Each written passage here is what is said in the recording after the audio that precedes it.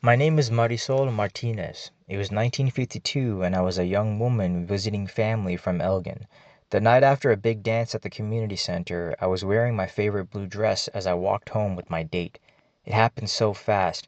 We cut through the alleys near where a strange old German man lived.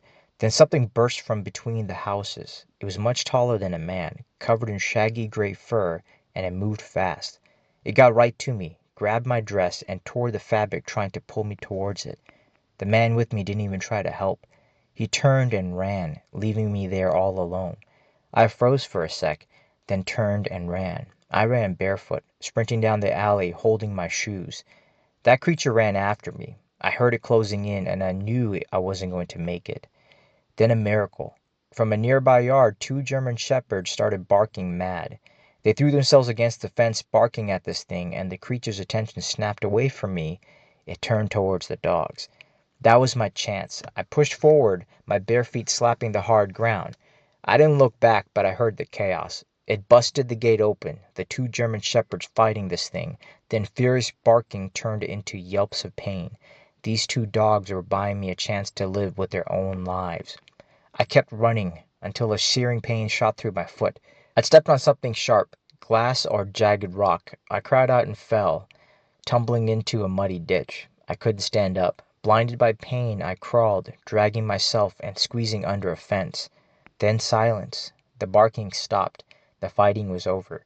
I held my breath and listened. Something moved through the mud of the ditch, slow, deliberate. It was sniffing, sniffing for me. I squeezed my eyes shut and started to pray. Then to my horror, it spoke towards my direction. A wet, grating sound like rocks grinding together, but the words were clear. In Spanish it growled, "I'm going to get you." It knew where I was hiding. I was helpless. A porch light came from the house behind me. An elderly couple stepped outside, and when they saw the creature, the old man shot at it. I screamed and crawled toward them, begging for help. They helped me inside and called their grandson. He came out with his own gun to look around the front yard. When he got closer to the portion of the fence I crawled under, we saw him pulled down by a gray furred arm that reached from under there. His grandfather ran up and looked over the fence aiming his gun. He saw the creature's face changing, right before his eyes, from wolf-like to the face of a man. It let go of his grandson and took off naked down the alley, now more human-like. The next day we all knew who it was. It was the old German man who lived nearby. We went to the police, but they laughed. A bunch of Mexicans claiming a white man turned into a werewolf. Nothing ever came of our report. I know what I saw and what I heard. It was real.